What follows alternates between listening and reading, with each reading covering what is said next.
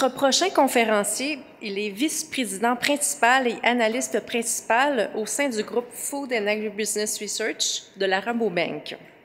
Il dirige l'équipe chargée du marché agroalimentaire en Californie, ainsi que le marché des fruits et légumes frais en Amérique du Nord. Son équipe à la Rabobank est composée d'environ 80 spécialistes répartis aux 4 coins du monde. Leurs recherches et analystes portent sur tous les secteurs de la chaîne agroalimentaire et constituent des informations stratégiques pour les entreprises et les consommateurs. Avant de se joindre à l'équipe de la Rabobank en 2010, il a été notamment au service de la Bank of America pendant 11 ans. Il a agi à titre de vice-président principal, d'économiste agricole et de directeur de compte majeur. C'est donc avec tout ce bagage qu'il nous parlera des perspectives économiques agroalimentaires mondiales. J'invite sur scène M. Vernon Crowder.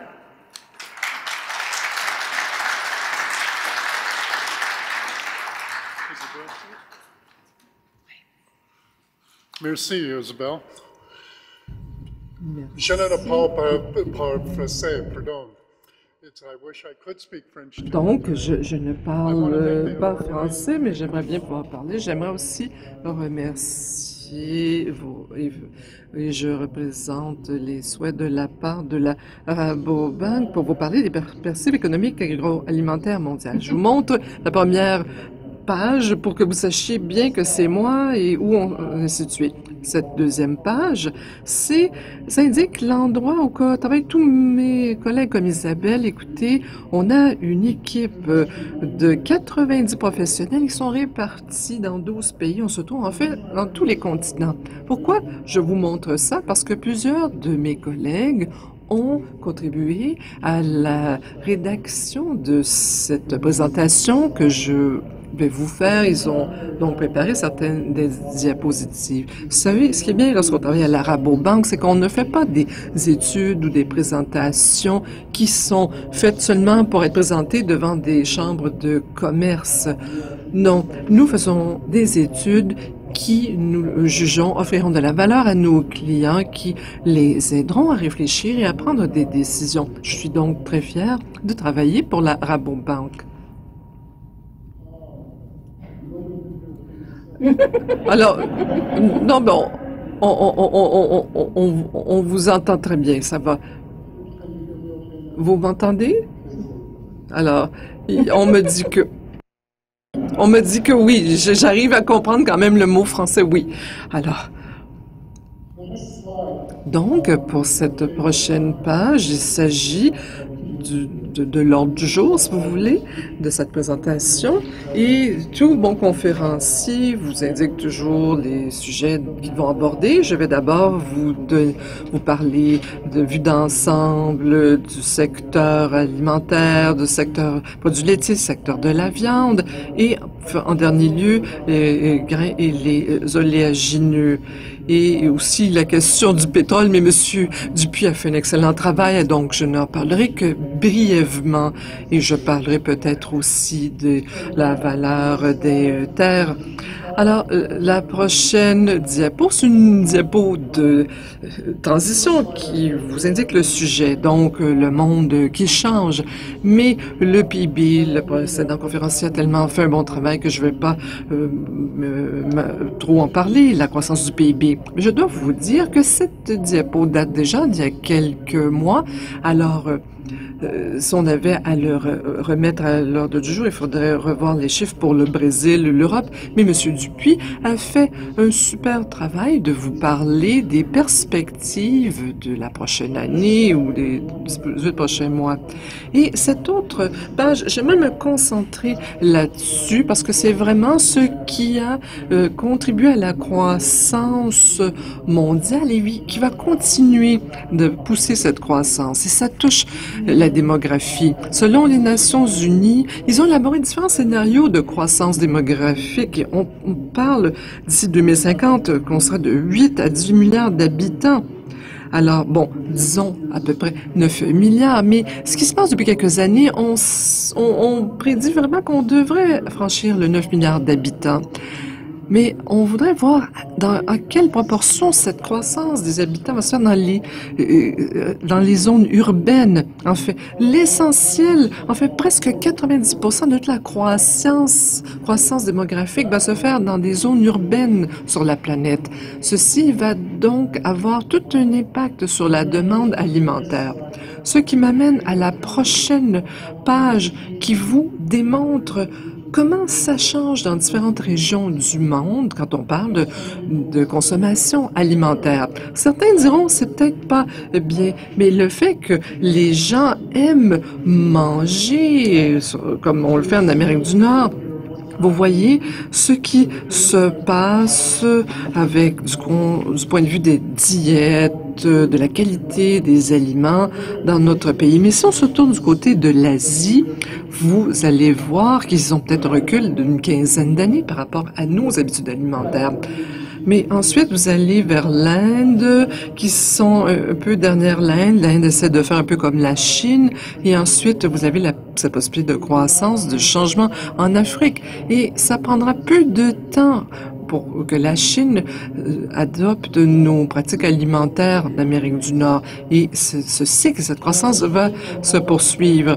J'aimerais maintenant vous parler des exportations agricoles canadiennes parce que je suppose que c'est le sujet qui vous touche de plus près. Nous voyons la dépendance sur les marchés américains pour la croissance, mais sur cette page, on voit à quel point vos exportations agricoles ont augmenté vers la Chine. On s'attend à ce que ça se poursuive. Alors qu'il y a un ralentissement de l'économie chinoise, c'est quand même une croissance plus importante que dans le reste de la planète, même avec leur croissance à 6 à 7 %, c'est plus élevé qu'ailleurs. Mais on s'attend à ce que cette croissance chinoise soit moindre au fur et à mesure que leur économie deviendra mature, mais cette croissance sera quand même plus élevée que dans le reste du monde. Et ceci fera une différence aussi pour votre économie. Alors, ma prochaine page brosse un tableau de l'évolution des exportations sur les produits. Nous voyons les croissances, que ce soit sur le secteur de la viande ou autre. Le grand changement, c'est pour les produits céréaliers et le canola, par exemple. Vous êtes très compétitif dans ce secteur-là et aussi pour d'autres oléagineux. Alors aussi pour les fruits et les légumes, moi, c'est important pour moi ce secteur-là. Je viens de la Californie. Alors on sait que vous êtes très compétitif et plusieurs Canadiens, d'ailleurs, sont venus en Californie pour s'occuper des fruits et légumes là-bas.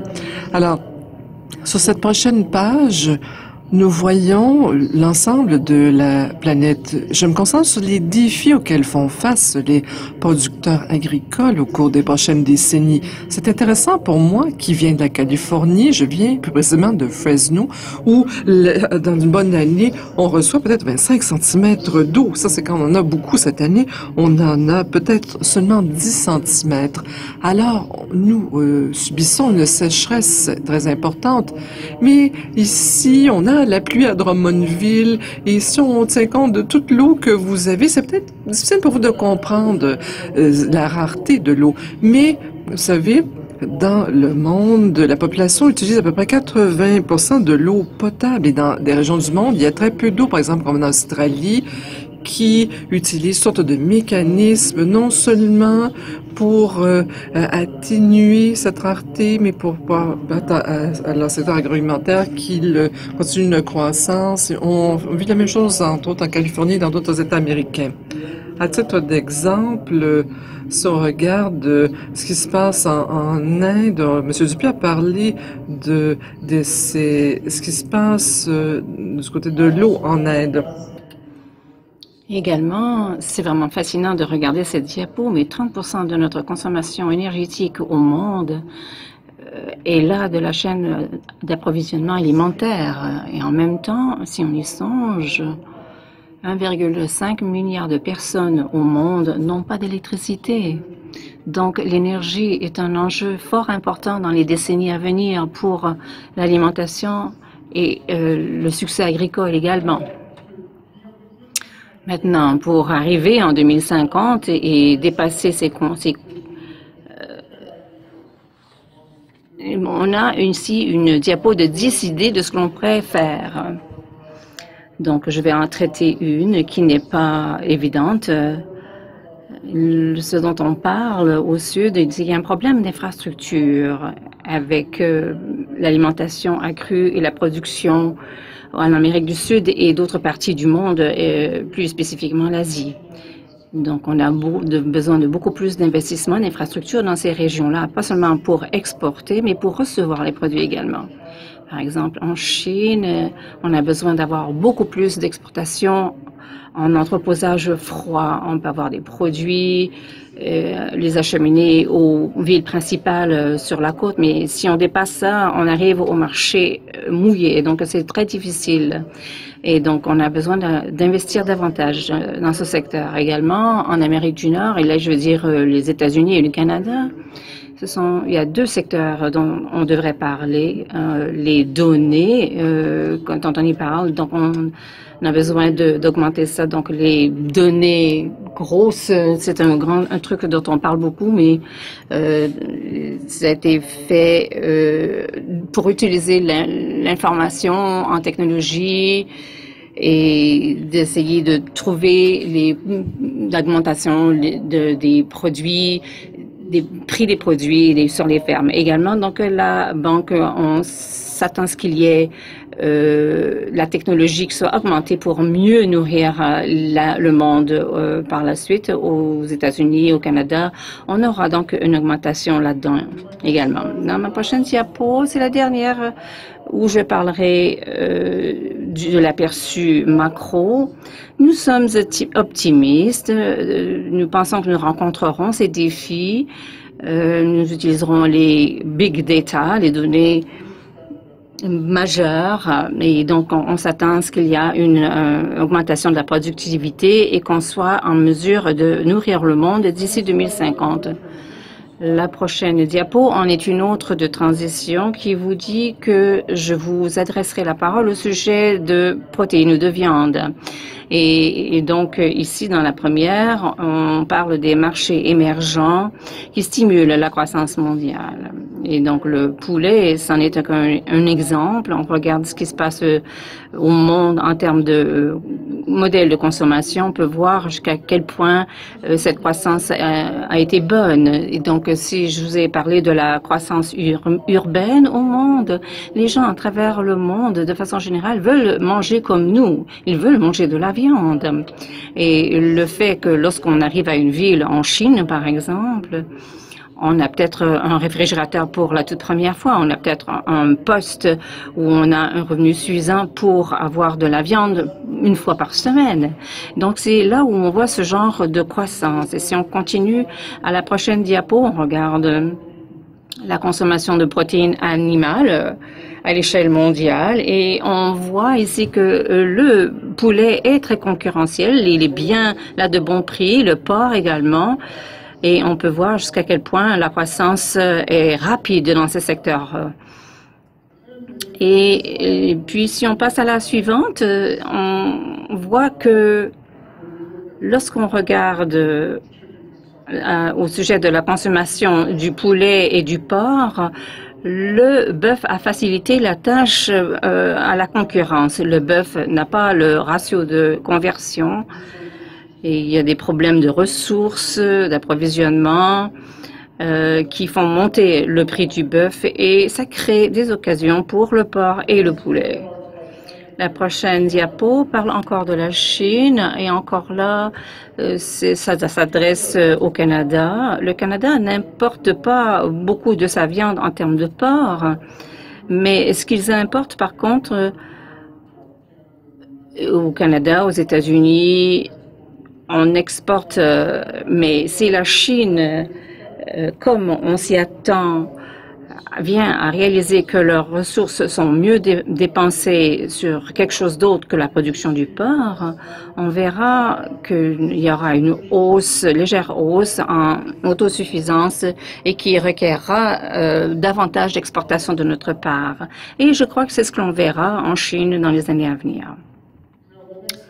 La prochaine diapo vous parle également du poulet en Chine et ce qui retient tout ça, la stagnation. Donc, on voit que la Chine a un désir d'avoir de la nourriture occidentale, donc comme le bœuf, et le bœuf qui est exporté en Chine dépasse beaucoup plus celle du poulet. Donc, voici le portrait de la nourriture, de la viande. Et maintenant, allons voir un peu les produits laitiers. Je réalise que le Canada est un peu isolé des produits internationaux sur ce qui a trait aux produits laitiers, mais nous sommes dans une période d'excédent à l'heure actuelle à l'échelle internationale par rapport à l'an dernier. On sait qu'il y a eu des prix élevés et c'est ce qui se passe avec les prix élevés. Ça encourage la production à travers le monde, même en Chine. Et donc, on voit qu'il y a un peu de surplus. La diapo ici nous parle du déclin, de la baisse des prix de la nourriture. Ici, on voit aux États-Unis, mais ça n'a pas la même baisse ne s'est pas manifestée partout ailleurs au monde. Par exemple, en Chine, les Chinois, ils ont trop acheté de lait, le prix des viandes est trop élevé, il y a des enjeux politiques, donc on fait de l'enfouissement et tout cela a créé donc une dépression au niveau des prix de la viande. Et si on regarde donc la prochaine diapo, on parle d'importation. On voit que la Russie a quitté le marché du lait, pas seulement au niveau des sanctions, mais avec la crash de prix du pétrole, tout ça c'est vide. Et donc on voit que l'on parle un peu de la Chine qui a trop acheté. Ils ont acheté un surcroît d'inventaire. Et ça, c'est déjà passé aussi en Russie. Donc maintenant, ils sont à l'extérieur du marché. Mais on s'attend à ce qu'il y ait une relance cette année. Ma dernière diapo vous montre que dans d'autres parties du monde, il y a eu une augmentation des importations dans ce secteur laitier. Par exemple, au Mexique, ils ont acheté davantage de lait, donc ça aide. Mais la question est de savoir, est-ce que ça sera une tendance continue ou bien tout ça c'est relié au prix inférieur? On ne sait pas. C'est inconnu. Je vais vous parler au sujet de quelque chose qui n'y a pas de diapo. Mes amis de Robber Bank m'ont avisé de faire attention. Je veux parler d'ententes sur les échanges. Vous avez des ententes au Canada. Je ne sais pas si c'est à 2 ou 3%, je me souviens plus. Ils permettront 2 à 3% de votre lait qui viendra possiblement de l'Europe et probablement ce sera du fromage. Et ça, je spécule parce que comme quelqu'un pourrait dire de votre industrie laitière, on ne sait pas ce qui entrera dans la tente. Mais également, il y aura un impact à plus long terme de ce qui se passe dans l'industrie laitière. C'est l'entente transpacifique qui est en voie. Et donc, pas seulement pour vos programmes qui soutiennent le lait, mais également la volaille. Et donc, ça aura un impact sur les ententes et également, il pourrait y avoir un compromis sur les programmes de soutien qui s'estomperont dans les prochaines 10 à 15 années. Donc, ce sont des possibilités. Je veux simplement vous les soulever sur ce qui pourrait se produire à moyen ou court terme. La prochaine diapo est de transition qui m'amène au grain et au lagineux. Je vais vous donner quelques aperçus. Dans la prochaine diapo, on voit que la plupart de vos exportations en grains se dirigent vers l'Asie de l'Europe. Donc, on ne parle pas de consommation humaine, mais on parle de nourriture animale également. Donc, je vais vous donner un aperçu de combien de grains sont transportés à travers le monde. Donc, la prochaine diapo. On parle également de la nourriture animale, par exemple le soya. Tout ça, c'est produit en Occident et comment c'est acheminé à travers le monde. Si on regarde ici le monde, On voit le sud-ouest de l'Asie qui dépend de l'économie émergente, mais autre part, le Mexique qui dépend de ce qui se passe en Europe également. Donc, la prochaine diapo vous montre ce qui se passe en termes mondial. Le blé, on voit ce qui se passe, où il va dans les pays, un peu en Australie, mais beaucoup va toujours en Asie et au sud. La prochaine diapo vous montre un aperçu de la production du soja. C'est assez fascinant. On avait l'habitude d'avoir beaucoup en termes des États-Unis et maintenant on voit que l'Amérique du Sud est tellement concurrentielle qu'elle dépasse la production des États-Unis en termes de atteindre la demande asiatique. La prochaine diapo, le siècle Asie-Pacifique. Et ce qui est important ici, c'est de savoir que la moitié de la croissance du grain, dans la consommation de grains et de pétrole dans l'avenir sera en Asie et ça sera dans l'Ouest, dans les pays océaniques qui seront capables de rencontrer cette demande. La prochaine diapo vous donne une liste de sociétés. C'est une partie assez fascinante de ce qui se passe dans le secteur des grains oléagineux et pétrole, pardon. Et donc, à travers le monde, les pays qui se diversifient, consolident et essaient de chercher de l'approvisionnement pour les grains et pétrole pour rencontrer la demande mondiale. Et donc, on voit beaucoup de cette consolidation. Et juste la semaine dernière, on a acheté le comité de blé simplement pour aller chercher du blé. Donc, ça, c'est une partie du processus qui se poursuivra. La prochaine diapo vous montre un aperçu des sociétés asiatiques qui sont en expansion.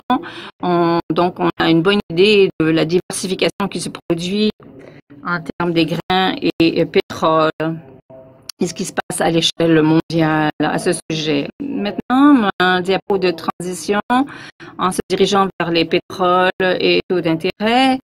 J'ai pas besoin de dire grand-chose. La première diapo vous parle des prix du pétrole brut. Je n'ai rien à ajouter à ce que M. Dupuis a dit. Je pense que tout ce qu'il a dit est exactement ce que moi je vous aurais dit. Donc, je vous dirais que nos prévisions sont très semblables à ce qu'il a annoncé. Donc, on s'annonce arrive à peu près $60 cette année. Donc, peut-être il y aura une augmentation un peu supérieure vers la fin de l'année. La prochaine diapo vous parle des taux d'intérêt qui seront nettement à la hausse. Et la prochaine question dont on parlera, eh bien, jusqu'à quoi est-ce qu'ils monteront aux États-Unis? Donc, les membres de la fédéraux en parlaient et notre philosophie est encore à l'effet que ce sera vers le dernier terme de l'année. Donc, on augmentera le taux de base, mais bon, en Europe, il y a des variations avec la Grèce. On pense qu'ils resteront dans l'Union européenne. Et je vous dirais qu'avec les dernières choses qui se sont produites, il y aura peut-être une bonne probabilité de 70% que ça se passe. Ma prochaine diapo, vous direz qu'il y a eu beaucoup de questions à ce sujet, au sujet d'une bulle. Les spéculateurs, donc, qui font des investissements où la rentabilité ne justifie pas l'investissement. Et donc, on pense que le prix des terres aux États-Unis a été gardé par la rentabilité. On a déjà même vu que les grains et pétrole, leurs prix sont à la baisse dans les dernières années. Et on a vu même des dépréciations dans les valeurs des terres dans l'ouest des États-Unis. Pas encore trop. Et puis, si on compare ça à ce qui se passe en termes de rentabilité, les autres lignes sont où nos économistes ou nos chercheurs en agroalimentaire cherchent des taux de capitalisation qui vont vers les 20%. Et ce qu'on essaie de dire, c'est que La rentabilité, c'est le plus grand des facteurs déterminants de ce qui se passe à la valeur de la terre, mais une des parties clés de cette rentabilité, ce sont les taux d'intérêt. Et on s'attend à ce que lorsque les taux d'intérêt seront à la hausse, il y aura une pression supérieure sur la valeur des terres. On ne s'attend pas à un crash dans les années 80 parce qu'on ne pense pas qu'on est dans un même genre de bulle. La valeur de levier est minimale en termes des gens aux États-Unis. C'est principalement des fermiers qui achètent ces terres et qui utilisent beaucoup de valeur de dollars cash pour acheter ces terres. Monsieur Dupuis vous a parlé des devises en très bons termes. Donc ça vous donne une idée générale des devises. Ce que j'aimerais vous dire ici, c'est qu'il y aura un renforcement du dollar US qui a rendu votre devise très concurrentielle, qui a créé des occasions pour les exportations aux États-Unis, mais de façon plus importante, ça vous a mis dans une posture concurrentielle pour exporter dans d'autres pays. On voit déjà ça se produire dans d'autres secteurs. Et si vous me demandez ce qui va se passer au niveau des taux, des devises, nos économistes ne peuvent pas dépasser les prévisions jusqu'à plus qu'un an, mais nous avons confiance que dans nos économies comme la nôtre et la vôtre, que les choses reprendront. Est-ce que ça prendra un an ou deux? On ne sait pas, mais on s'attend à ce que le renforcement du dollar soit modéré. Et si j'arrive à ma diapo de conclusion, c'est là qu'on réalisera jusqu'à quel point c'est mieux d'avoir un conférencier qui est aveugle, parce que je ne peux pas vous lire les diapos. Donc, vous pouvez voir mon sommaire de toute évidence des conclusions, ce qui se passe au Canada en termes de concurrence dans les viandes, dans vos grains, vos pétroles, et donc il y a également les défis économiques, mais non, en tout et partout, comme faisant partie du système agroalimentaire et la croissance, et si on regarde comment le reste du monde veut mieux manger, on s'attend à ce qui, pas seulement en raison de la croissance de la population, mais donc on va avoir donc une meilleure population. Et donc, Isabelle, si vous n'avez pas trop de... Si vous pouvez m'aider avec les questions, s'il vous plaît.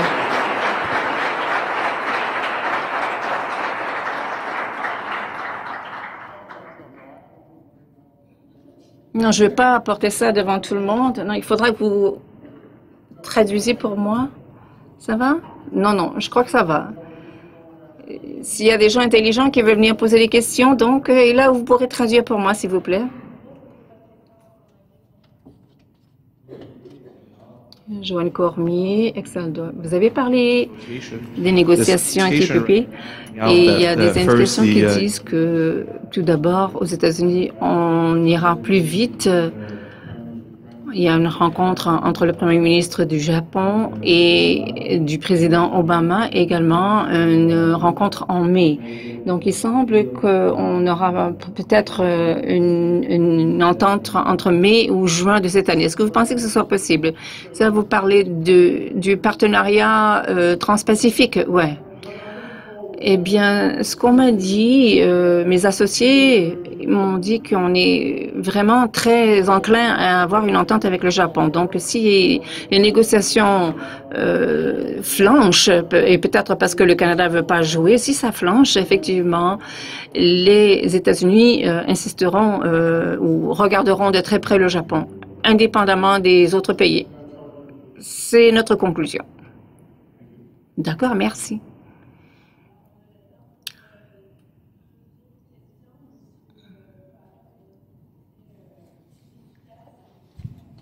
We have time for two other questions. François Vachon, la Seigneurie. I'd like to have your opinion on the OGM. Vous soulignez l'importance de produire plus de céréales. Est-ce que vous considérez les OGM comme un moyen qui vont perdurer? Why did I think that question would come up?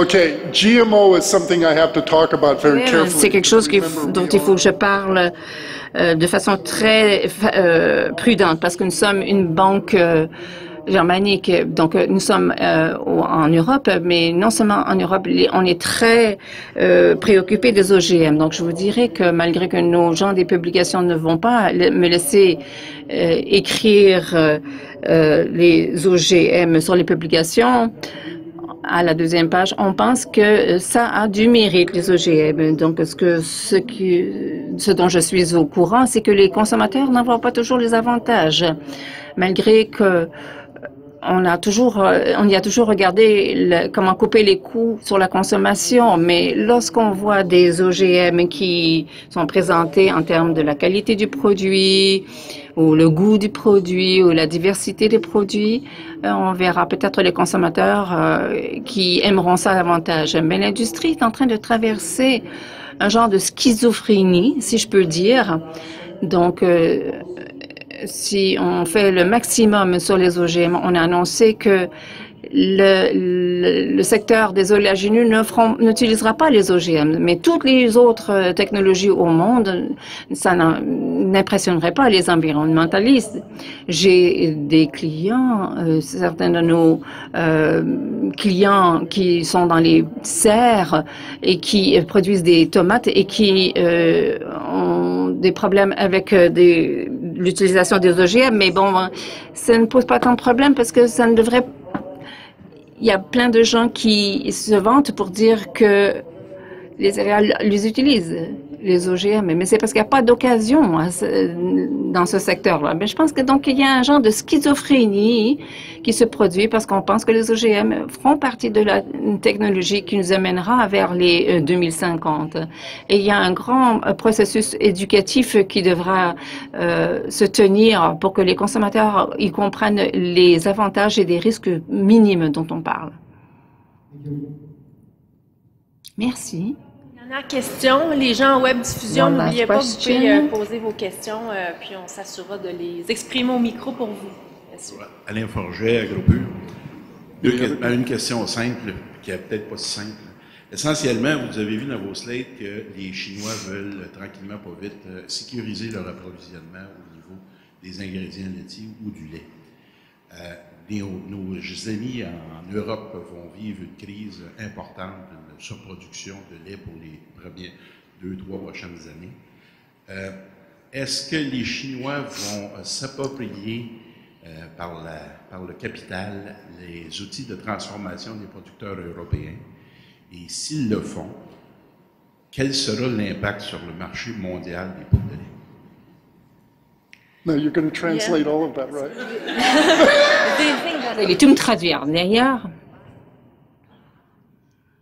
Madame est en train de traduire.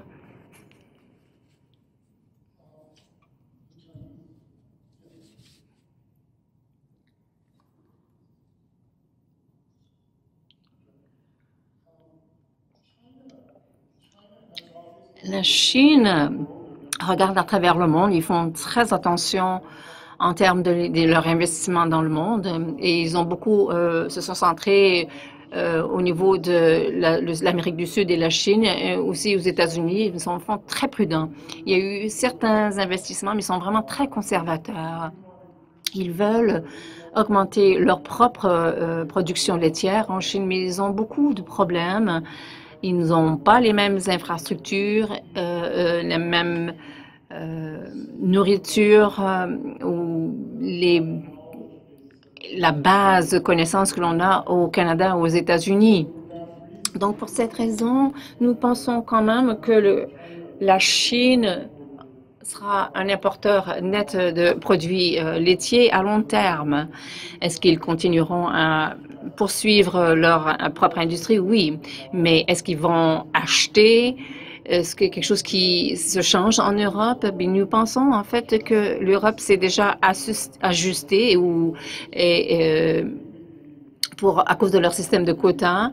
Et donc, il y aura des changements. Donc, vous allez voir une consolidation dans l'industrie. Mais je ne crois pas, mais je ne suis pas un stratégiste en produits laitiers, mais je ne m'attends pas à ce qu'on voit beaucoup de ventes grossistes d'actifs fixes. Donc, à l'heure actuelle, ils ont des problèmes en raison du marché russe également. Merci infiniment.